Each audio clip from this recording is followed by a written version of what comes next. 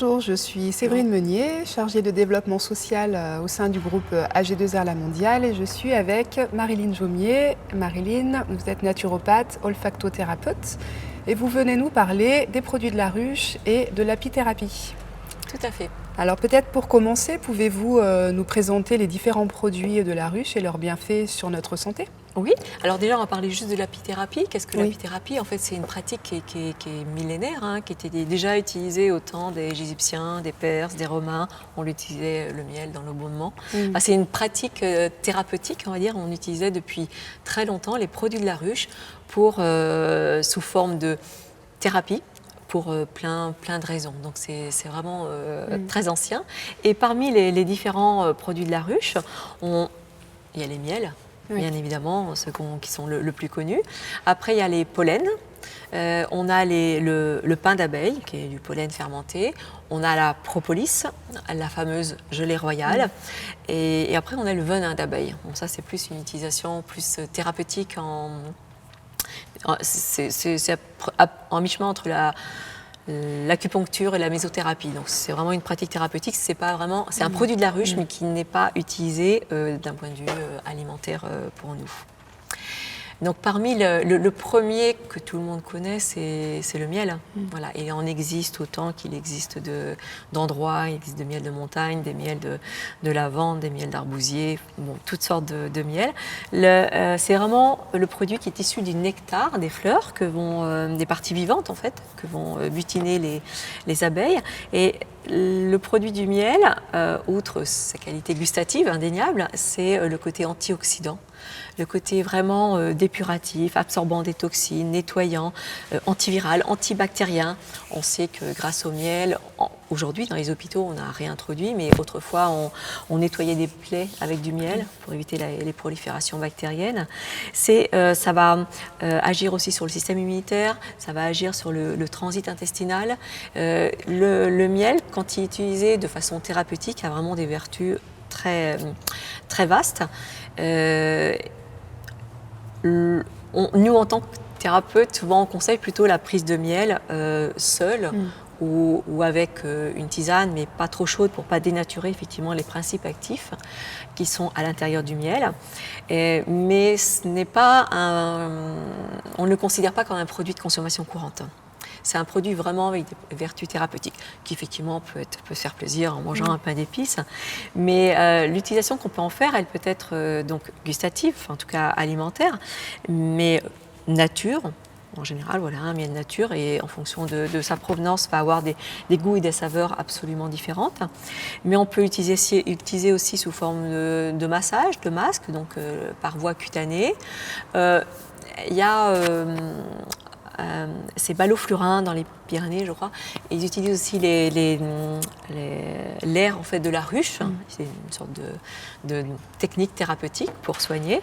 Et puis après, on peut utiliser aussi au niveau des yeux, au niveau intravaginal, intra-anal, sous forme d'ovule ou de suppositoire, avec toujours ces actions thérapeutiques importantes.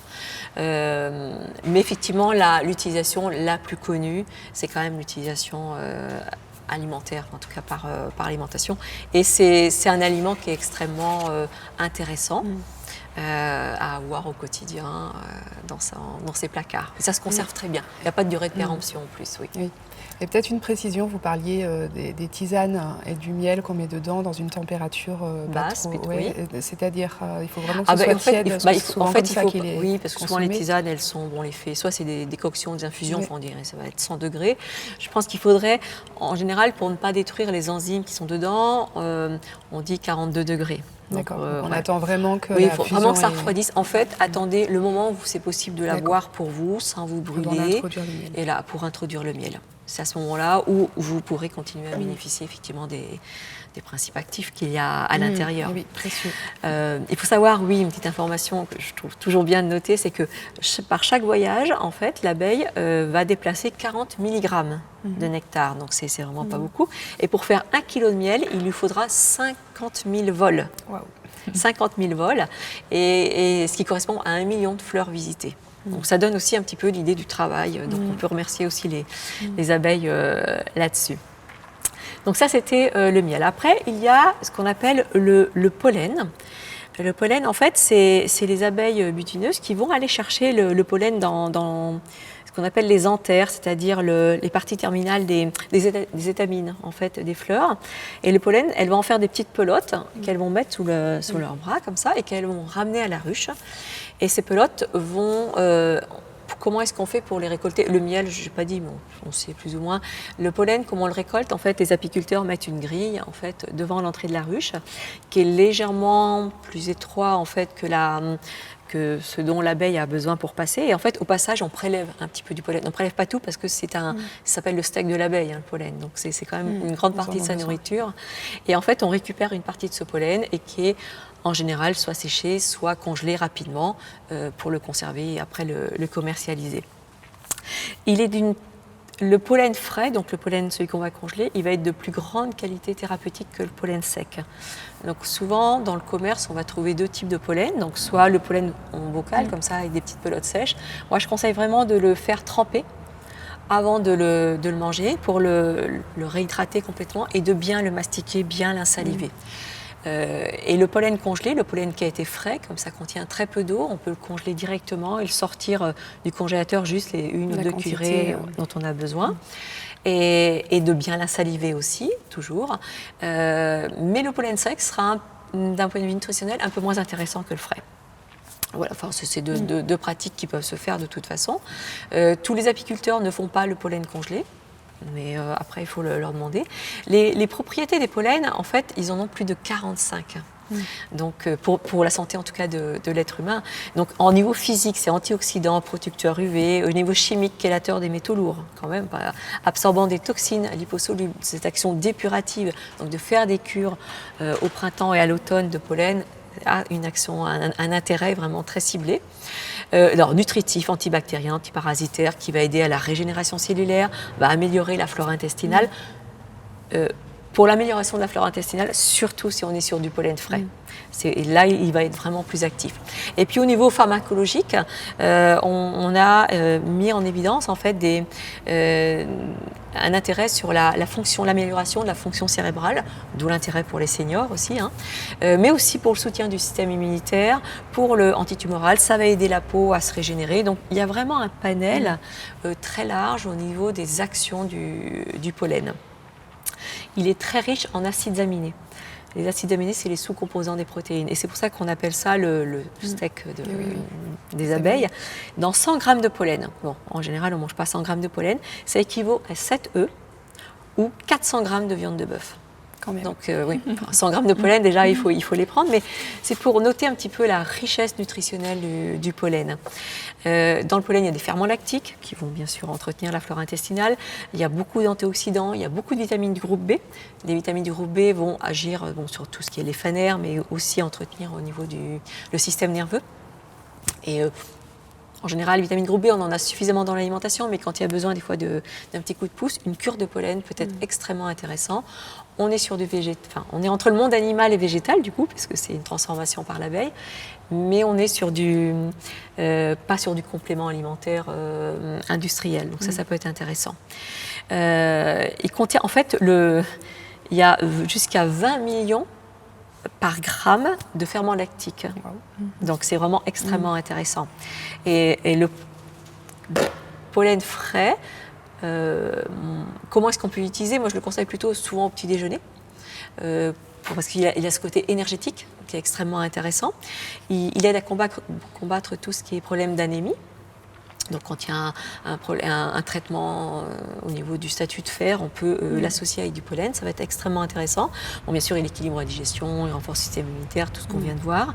Il va traiter les allergies, sauf les personnes qui sont déjà allergiques. Ceci dit, par expérience, et très proche, des gens qui sont allergiques aux certaines souches de pollen, des pollens de bouleau, des pollens qu'on peut retrouver au printemps, peuvent consommer certains pollens, pas tous. Donc après, c'est à voir là-dedans, dans lequel sera le plus adapté. Il va aider aussi au niveau des voies respiratoires, ce qui n'est pas inintéressant à l'entrée de l'automne, là, pour préparer en fait le système ORL au refroidissement.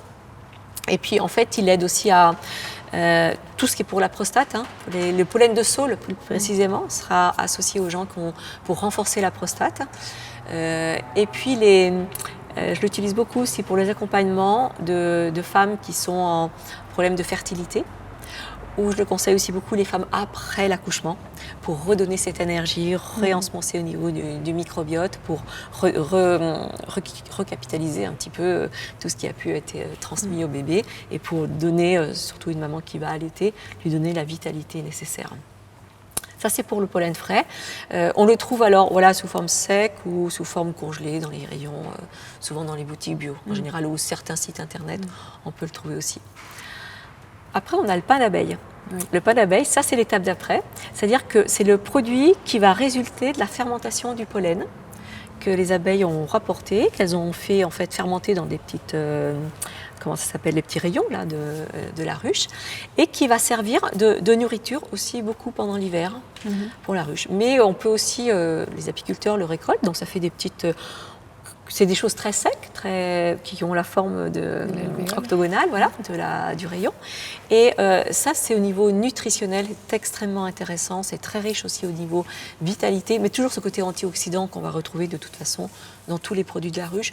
Excellent aussi à faire en cure à l'entrée de l'automne, à la fin de l'hiver, pour renforcer les défenses immunitaires. Et là, ça se prend sous forme on peut en trouver sous forme de poudre, ou le plus souvent dans des petits bocaux, sous forme des petites, les extraits des rayons qu'on mâche comme ça, qu'on mélange au petit déjeuner, toujours au petit déjeuner pour avoir le côté vitalité qui va porter sur la journée, ou le déjeuner si on est en jeûne intermittent. En tout cas, et il a une action spécifique aussi pour protéger l'organisme des pathogènes, de tous les organismes pathogènes. Ça, c'est c'est un peu moins connu, le pain d'abeille. On connaît plus le pollen, et la gelée royale et le miel. Mais c'est un produit qui vaut le coup d'être testé. Et quand vous parlez de cure, par exemple à l'automne, c'est un Alors nombre pour de un jours oui, pour un enfant, on va être à peu près de 3 grammes par jour. Oui. Voilà. Des cures en général, on fait des cures de 10 jours, comme le gelée royale, ou 20 jours. 20 jours. Donc 3 grammes pour un enfant, et on peut aller jusqu'à 10 grammes pour un adulte. Donc, et c'est toujours sous forme de cure, parce qu'en fait, toujours pareil, il ne faut pas habituer l'organisme à être toujours supplémenté. Il faut le soutenir, et pour qu'il ait la capacité après de se régénérer par lui-même. Mais le soutien peut être ponctuel et très intéressant, surtout à l'automne, effectivement.